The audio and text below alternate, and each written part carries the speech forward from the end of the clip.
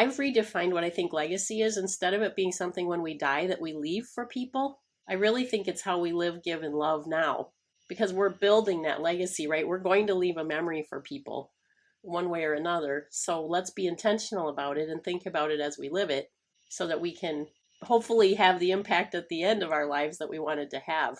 This is going to sound a little strange. It's not so much about the business you're in, it's more about the heart behind the business.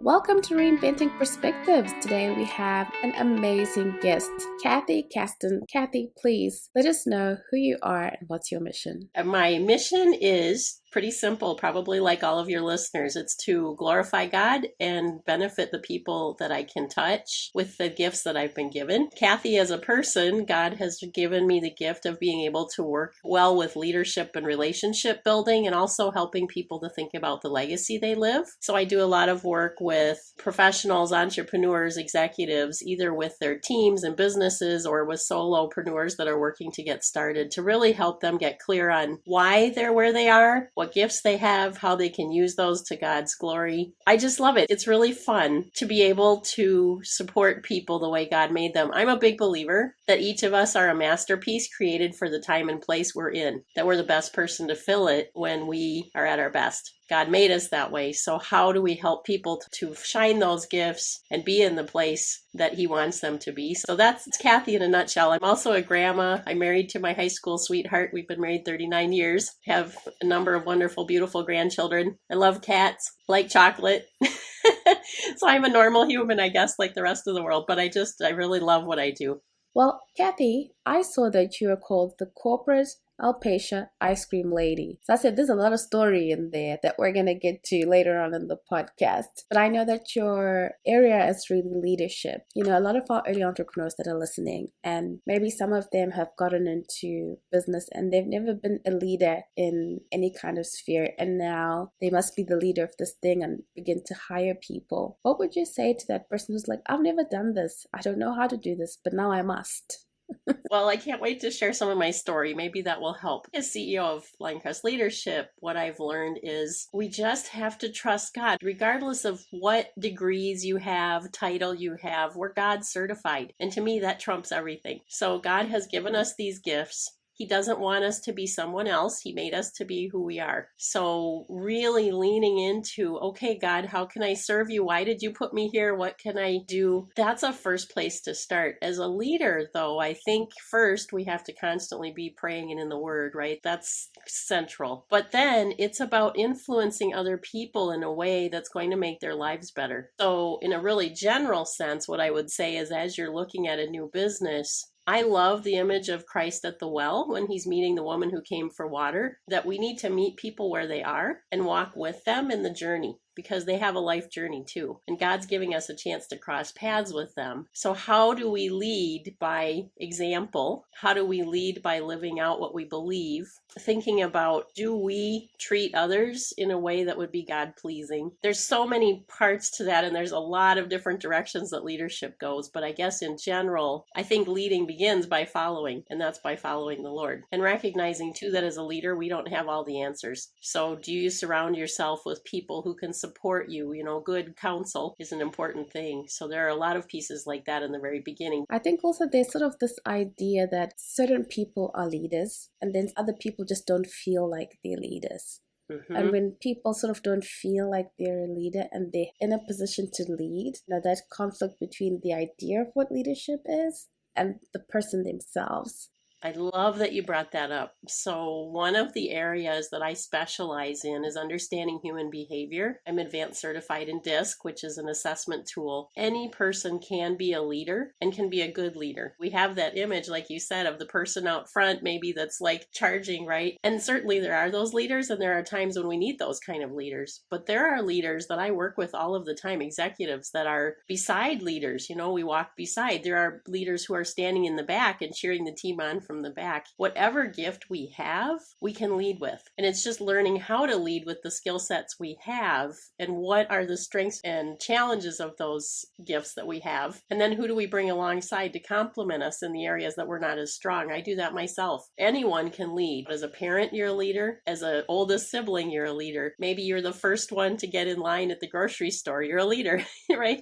I mean, there are moments where we're leading in some capacity all the time. So I think the bigger question is, what kind of a leader do we want to be? Are we going to be a positive change maker or leave a negative situation when we walk away? So once we say, okay, God, how did you make me? How do I shine? And how do I lead the people that you've put in my path? Then we start to ask the right questions and start to look for the answers that build us as leaders. Is there anything that you sort of keep in the front of your mind or the back of your mind as a leader, or things you say to yourself or continuously come back to kind of get your North Star as a leader? I'm always thinking about, where can I serve? Lord, help me to be open and aware today of what I can share. I have a verse that I love in my business. It's Proverbs 3, 5, and 6. I guess that's 2 verses, but it's trust in the Lord with all your heart and lean not on your own understanding. In all your ways acknowledge him and he will direct your paths. I've thought about that so many times, and as we're going to get into with my story, my journey did not go the way I expected. So keeping myself grounded, my company, Lioncrest Leadership, is named after Christ, Lion of Judah. I wanted to have that front and center all the time, not to forget whose business this is and who I serve. I think that's got to be the central piece of every day. And the other part of it maybe that I tie into too as a legacy person is, I've redefined what I think legacy is. Instead of it being something when we die that we leave for people, I really think it's how we live, give, and love now. Because we're building that legacy, right? We're going to leave a memory for people one way or another. So let's be intentional about it and think about it as we live it, so that we can hopefully have the impact at the end of our lives that we wanted to have. So I also think about that each day as I go through my business. This is going to sound a little strange. It's not so much about the business you're in. It's more about the heart behind the business. And once you have the heart behind the business, most truths of leadership transfer across all kinds of leadership worlds, different businesses, different industries. 80% of what I did in one of my businesses might be the same in the next. What changes is just the tiny details, the products, the regulations for that area. But things like customer service, treating people well, understanding the generalities of leadership, those are things that are in all of it. So once you learn that, then you can transfer into different areas, and God can use you in a lot of different places. Operating in the market.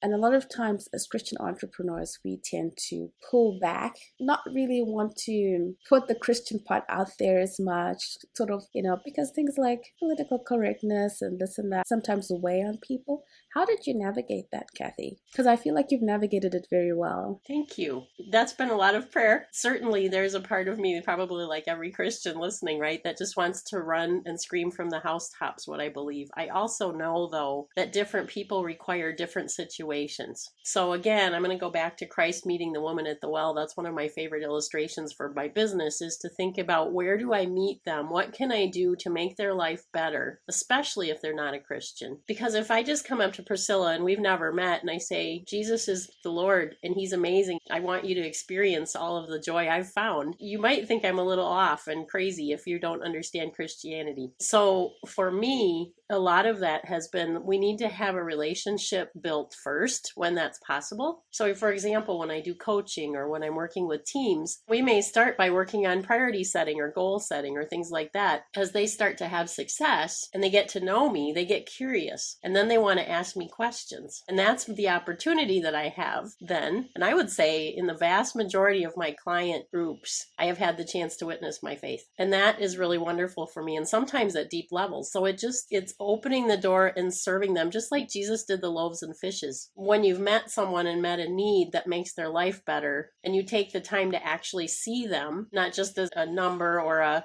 paycheck, but as a real human, then they're a lot more open and excited to hear what makes you different. Why are you talking to me like this? Why are we having this success? And that opens the wonderful door to have a deeper conversation. So that's really where I start. I love that. Now, you've got to tell us, Corporate Alpacia Ice Cream Lady. It all sounds wonderful. Tell us a little bit about your story. Sure, it's been a crazy journey. I thought that I would tell the Lord how I was going to live my life. So I explained to him that I was going to be in corporate my whole life and that's how things would go, right? And the Lord just laughed and said, that's not how it's going to be. So I started out in corporate in a Fortune 500 company. Within 4 years of getting out of college, I was in a management position that allowed me to do like employee morale work and customer rewards and showcases and newsletters and things like that. It was training. It was a really wonderful career, but I was being fast tracked and recognized that both my husband and I were being successful young in our careers. We were losing each other. We just didn't have time. So we stepped back and said, this isn't the life we want. It's not about the money. I want to have a real husband and a real relationship. I don't want us to be so tired we have no time left for each other. So I stepped out of corporate. That was one of the first pieces of the journey. There have been so many parts of this. So that initially, after praying and talking to my husband, we made that decision. Then I homeschooled our daughter, which I had never thought I would do. I didn't even know what homeschooling was originally. Over time, while she was young, I was doing other businesses to give us supplemental income because obviously we had lost quite a bit of income when I stepped out of my career. That led me eventually to alpacas because I was homeschooling our daughter. Alpacas are similar to llamas, but they have a finer fiber. We had a small hobby farm. I was looking for something for our daughter that would allow her to experience some of the country life. I was a city kid growing up. I'd never raised animals, but I remember taking her to a farm as a homeschool trip to talk about what are alpacas and discovered them and loved them and called my husband and said, I think I know what I'd like to do with our farm. So that was a crazy adventure. I got to help birth alpacas and show alpacas and sell alpaca product. All things I never thought I would do. It was really fun. But then we had a life change where my mother-in-law, she was a widow. She was diagnosed with Parkinson's disease. We made the decision, the hard decision, to sell the farm to move closer to her because my husband was the primary person helping to oversee all of her needs. So we moved. Kathy's an entrepreneur by heart and needed to do something. So we bought an ice cream parlor, which I had no background in. When you have the basics and understanding of how leadership works and what's needed in a business, then learning the nuances. So I had to learn about ice cream. I had to get certified and learn about food safety and all those things. That was really fun. And I got a lot of wonderful time in a tourism town to spend with people one-on-one, with other business owners, with community leaders. I got very involved from a leadership side as well in that area. Loved it. I thought, okay, Lord, maybe this is where you took us. We're going to just stop here and we're going to serve ice cream until we're 90 years old. He said no. I got very sick. For a couple of years, we didn't know if I would survive. That was probably about 6-7 years ago now. And I went through a lot of tests with a hospital and trying to figure out what was going on with me. I was having some pretty major issues. Again, that's where some of the leadership really benefited me. Having trained my team really well at the ice cream parlor, they were able to run that business for a couple of years while I was not able to be as present, which was really a wonderful gift that we had. But after going through the health issues, and the Lord provided me with an answer and gave me my health back, so I'm very thankful. Then I really reassessed, is this the right use of my gifts? Also, that was pretty physically demanding. We were open long hours. So I really reassessed, where can I best serve? And realized that God's gift to me, one of them had been to be able to help people build deep relationships and to be able to learn how to lead, right? That made me decide to start Lioncrest Leadership after a lot of prayer. We sold the ice cream parlor. We opened the leadership business. Then I thought, okay, this is it. This is where the Lord took me. Loved it, was having a wonderful time. At January of 2020, I was doing a keynote for about 400 women in business, and I was the main speaker, and I was talking about living your legacy. And that day, my mother and my daughter were there. It ended in a standing ovation. It was just a wonderful day. Lots of hugs, lots of opportunities to share. I was feeling really excited about the next steps. The next day, my mother dies completely unexpectedly with no forewarning at all. She had no health issues, no medicine, completely upended my business. So I had to step back. I'm grieving. I'm trying to help my father, who's been married for 57 years, to deal with this loss, and really pushed everything in the business back that I had just started in the last 36 hours, even expanding a whole bunch because of the keynote. Pushed everything back. Early March, I come to the point where I'm going to start bringing little pieces back in, just to try to keep the business functioning while I'm helping my family. COVID hits. Almost everything in my business business was in person. So everything collapsed. The keynotes are gone. The trainings are gone. The coaching that I was doing in person is gone. All of it's gone. Then in May of that year, my mother-in-law dies during, in our area, what was really heavy lockdown. So within a 4-month period, we lose both of our mothers and my business collapses. And I'm really trying to think about, Lord, what are you trying to teach me? This is twice in a 6-year period where I've had pretty deep lows, both with my health and now with all of these other things outside of my control. It was actually some of the greatest gifts I've ever had, Priscilla. When you're in the moment of it, I don't think you appreciate it because you're just trying to survive it. But now looking back, I see so many gifts. It was a really hard journey, and there are a lot of pieces of it that I would not like to go through again. But what I learned has changed me deeply, and it's allowed me to really connect with people on a much deeper level. And here's the fast forward beautiful part. So I said to the Lord, should I just close the business? I'm exhausted. I'm really sad. I'd have to start over. I recognize at this point with COVID that I need a new model for my business because it's taking longer to come out of it than we thought. After a lot of prayer, I decided to rebuild the business. Think again about, okay, how I can't serve the way I did, but how can I serve now? And I started building again. And the Lord has just exploded my business, which isn't why I went back into it. I truly want to serve people, but it's apparent to me that this is the direction He wanted me to go. And I'm so thankful for the resets, for the chance to really rethink what's important in my life. What are my gifts? How can I use them? Every day now when I get up, I am excited just to be alive. Every day now when I get up, I am thankful for another day to serve. That came through all those hard valleys that were so difficult, but now I'm thankful for all of it. Thank you for sharing that with us, Kathy. A lot of people will really identify with that because a lot of times when people talk about being in business and running your own business, you almost feel like it's only you that certain things are happening to, and everybody else has this skyrocketing business and everything looks perfect. No, it's hard work. Even when I decided to bring it back, and even when I prayed, it wasn't like God just amazingly brought me, boom, here's all your business. For one thing, I wouldn't have been ready. I had to slowly build to that. As we let go of control, which was one of the hardest lessons for Kathy to learn, and let the Lord, well, I shouldn't say let, He leads our lives for us. I don't feel so much pressure now. I want to give my best, but I do it out of joy, and I do it out of an understanding that I'm here for a purpose. I don't do it because I'm telling God how I'm going to live my life and this is what's going to happen. It's changed over time a lot, and again, I think some of these valleys helped me to get there. It changes you. You feel so much freer, and I think part of the reason my business has been even more successful now is because I am free, and people sense that. I don't feel that heavy load. Do I want to be successful? Of course, and I still have profitability, and all of that. That's a part of my planning, but it's His and I'm His. So, okay, Lord, let's go. I used to give the analogy, Priscilla, of trusting the Lord by just holding onto the cliff by one fingernail. Then I realized that Kathy was still trying to control the scenario. I think when the day came that I realized I had to take that last fingernail off and let go and free fall right into His hands, that was the day when my life and my businesses really pivoted the most because I quit trying to have any control. That fingernail was still Kathy holding on. But again, you still want to be good stewards with what you're given. So I spend a lot of time on planning and all of those pieces. It's not like I just discount all of that, but I recognize it's God's business. He can open and close it as He chooses. He can bring me clients or not as He chooses. There may be a season when I should have more or shouldn't have more, and I may not know what's coming. He does. So that takes the pressure off and really helps me. Since you've been in both product business and now service businesses, for a new entrepreneur, maybe you're sort of weighing, should I go product side? Should I go into a service? There's a couple of things I would say. Again, this is going to vary depending on the kind of product you sell because it makes a difference. Is this product in your home or is this product in a building, where you have to pay taxes and buy a property? So there is some differing with that. I've had both, actually. I've had product in my home and I've had a product business that was in a building that I bought. And this is a really broad statement, but in general, products are, I think, sometimes easier to sell because you have something tangible to show people. Here's your ice cream cone. Here's your pair of alpaca socks. And then I could talk about the values of those items that they can physically see in front of them. If they're going to give me money, this is what they're going to get in return. So service side, that's harder. I can't say to Priscilla, here, I'm going to hand you a leadership growth item like I am.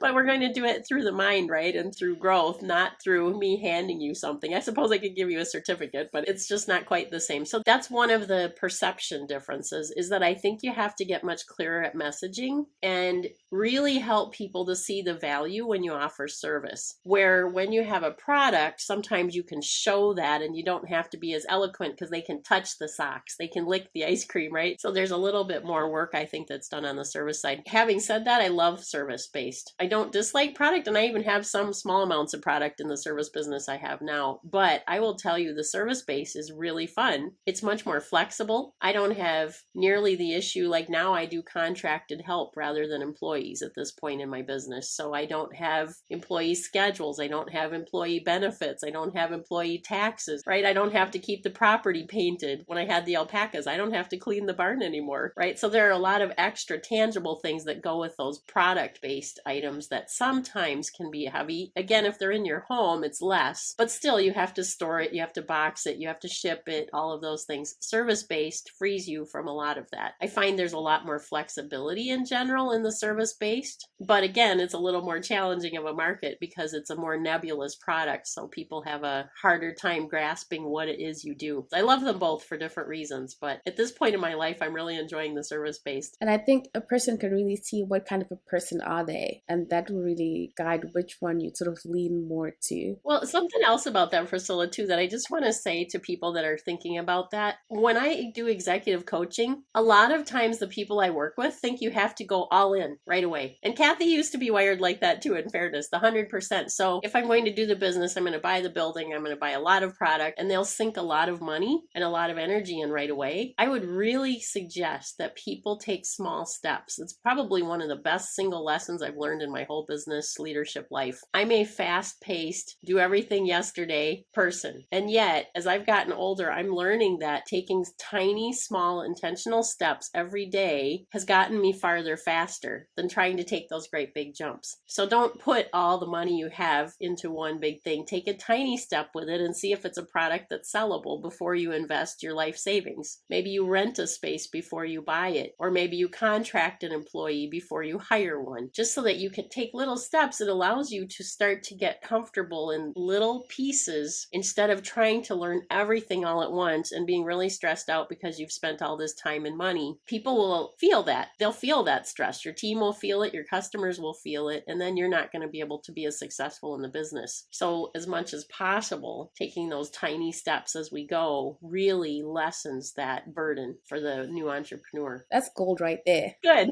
I'm glad. It's hard-earned gold. I've panned for that.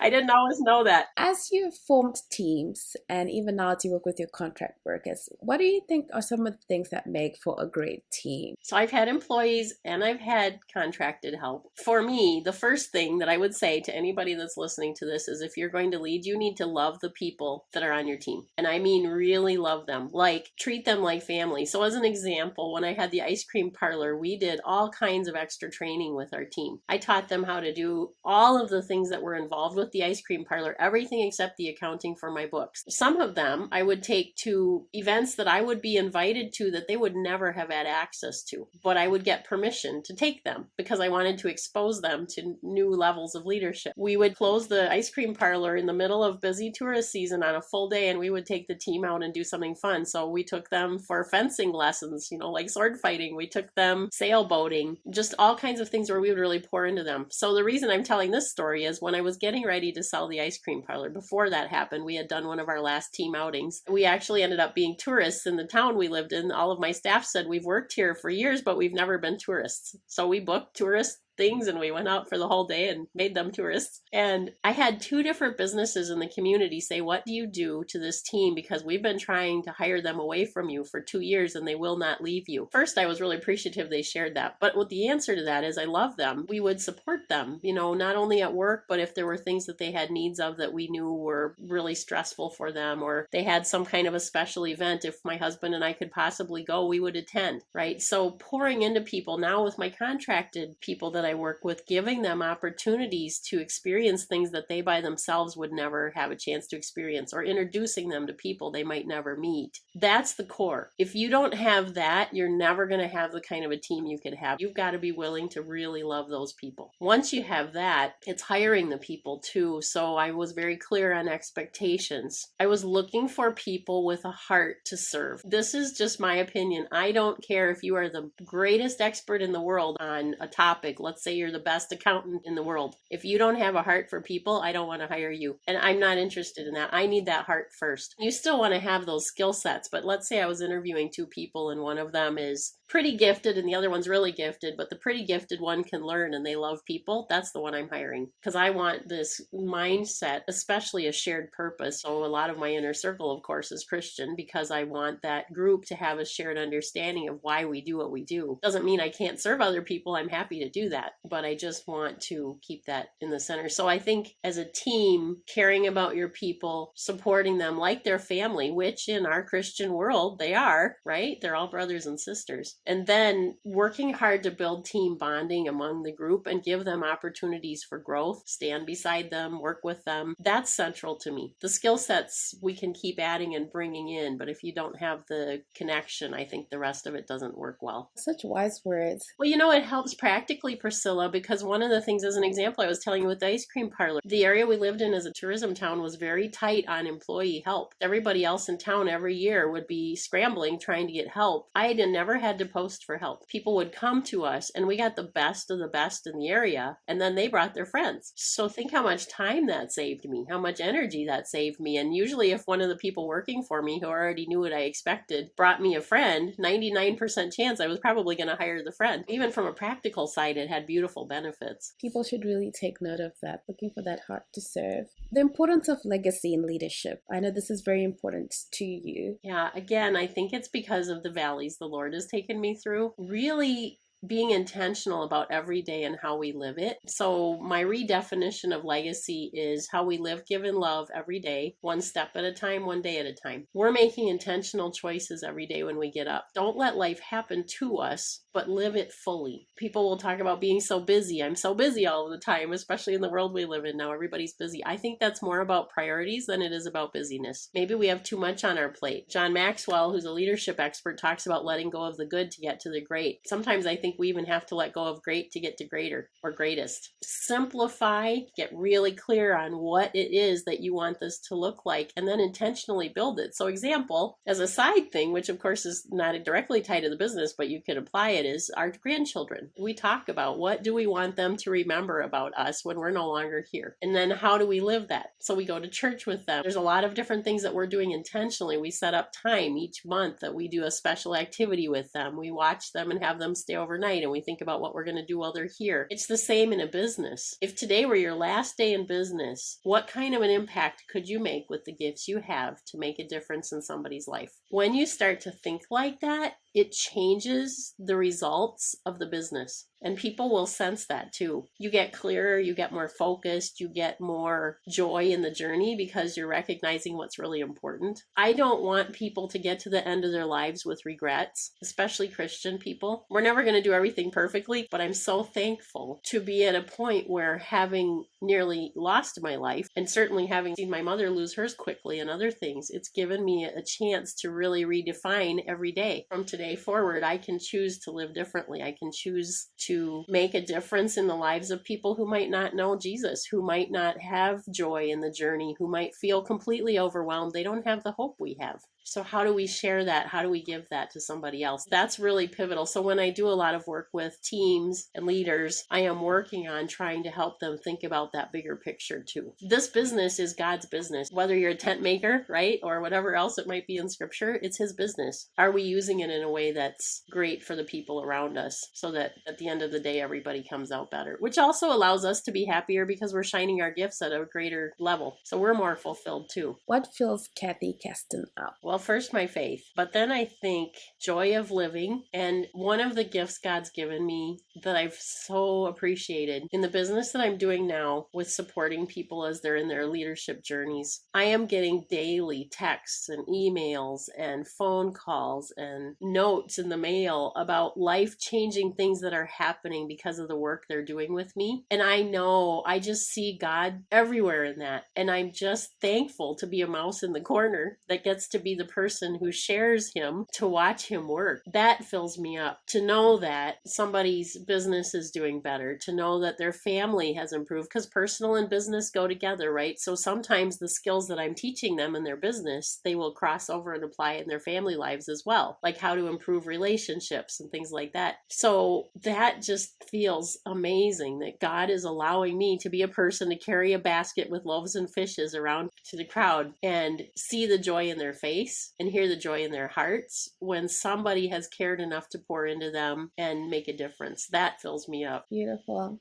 Kathy, what is the number one book that you would recommend? I may be a little different than most people. I can't really give you one. I have read a number of books, but honestly, the scripture is the best book I know. Whenever I get pulled away from the scripture, my business suffers. Whenever I get myself back and grounded again, the business does better. And I don't always mean financially, but even just my thinking and my clarity of direction and my purpose. All of those things, usually when I get out of sync, it's because I've forgotten to go back and get centered where I need to be. Honestly, God knows that if we serve people well and pour into them and we love the people around us, we're going to have benefits from that, even worldly benefits. So that may sound like a simple question that I should be able to answer. And I have a number of books that I've certainly read, but honestly, that's where I think the core has to be as a Christian entrepreneur or a Christian business owner. That seems simple, but it's hard to live sometimes on a day-to-day basis. And that's where I definitely would go. The Lord understands psychology. He understands business. And scripture is full of it.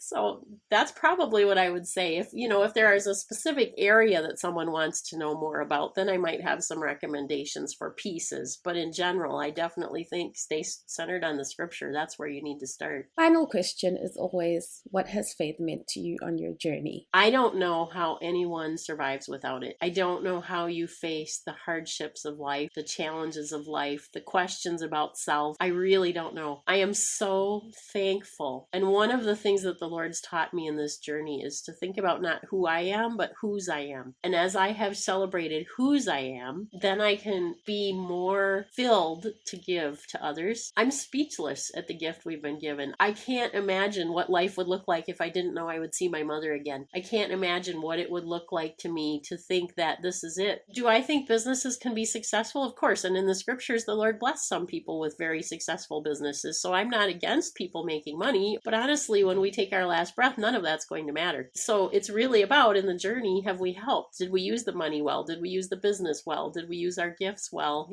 How have we served? Even at the bottom of that, Priscilla, if my answer to all of that was no, the Lord still loves me. How do you wrap your head around a love like that loves me if I were in a coma the rest of my life or if I did everything terribly? That's powerful love. It's something that it's really hard for us as humans to wrap our minds about. Where it's translated for me is, help me to see the world as you see it, not as I see it. Help me to love others as you loved us. Help me to see the world through your eyes, because as a sinful human being, it's hard for me to do that. When you celebrate the love you've been given, when you had no reason to deserve it, now there's this freedom within the heart and within the mind that allows you to love others at such a different level without the expectation of return. Thank you for that, Kathy. Now, to our audience, if you want to find out more about Kathy, please go to lioncrestleadership.com. That's a great place to go to learn a little bit about the services and things that I do to help. Otherwise, I'm on LinkedIn, so you can go to Kathy Caston on LinkedIn. You'll find me there. Or they can email me too at Kathy@lioncrestleadership.com if they want to just send me a personal question. I'm happy to support them. Thank you so much for that, Kathy, and thank you for a lovely conversation and so much wisdom. Thank you very much for having me, Priscilla. It's a joy to be here. If you got any value out of today's episode, please do me two massive favors. One, please share it with someone that you know would benefit from this information. And secondly, please leave us a review in your podcast listening app. This will help us grow the show and get bigger and bigger guests that will benefit you even more. Thank you so much for that. And again, thank you for your time. I absolutely value your time. Thank you for spending time with us listening to the Reinventing Perspectives podcast. Thank you, and see you again next week.